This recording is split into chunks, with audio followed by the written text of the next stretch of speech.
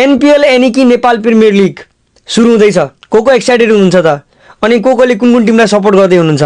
जसले जसलाई सपोर्ट गर्यो भने झैझगडाको वातावरण साथीबिचको मनमुटाव चाहिँ कहिले नराख्नु होला, किनकि गेम भने गेम तरिकाले लिनु होला। अनि अर्को कुरा के छ भनेपछि पारस खड्का दाइ थ्याङ्क यू सो मच।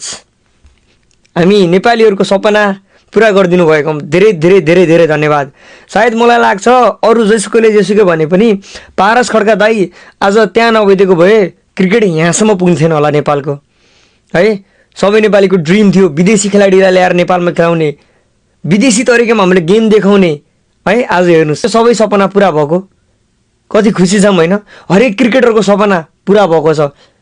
नयाँ आउने पुस्ताले ब्याट चलाउन सिक्नेछ, अझै ब्याट चलाउन खोज्नेछ, नयाँ एउटा इन्सपिरेसन बन्नेछ, नयाँ नयाँ कट्टर खेलाडी निक्लिनेछन्, खेलबाट प्रसङ्ग गएर विदेशसम्म खेल्ने चान्स पाउनेछन्, विदेशी लिगहरूमा सुद्धा खेल्ने चान्स पाउनेछन् नेपाली खेलाडीहरूले। त्यो सब कसले गराएको?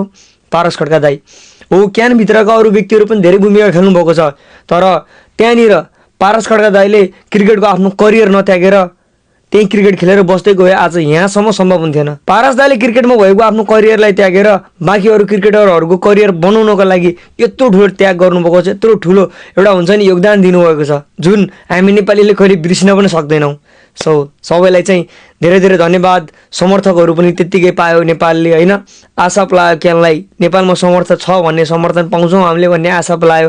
हेर्नुहोस् त टिकट एक दिनमै सोल्ड आउट हुन्छ, 12 घन्टामा टिकट सोल्ड आउट हुन्छ। वाउ, कति हेभी मुभमेन्ट। त्यसका बिचमा पनि कति मान्छेले 50% 75% छुट चाहियो भन्दैछन् रे। तिनीहरूलाई त कुन मुखले भन्नु विदेशी खेलाडी ल्याएर खेलाइदिनु पर्ने, सबै गरिदिनु पर्ने, तर पनि अझै छुट पनि चाहिने। वाह, मान्नै पर्छ बाँका झोलीहरूलाई त, है। तर जेसुकै होस् एकदम खुसियालीको माहौल छ। झैझगडा कसैले पनि नगर्नु होला, सबैजना मिलेर हिँड्नु होला। अनि कुन टिमलाई सपोर्ट गरिदिनुहुन्छ कमेन्टमा भन्नु है त।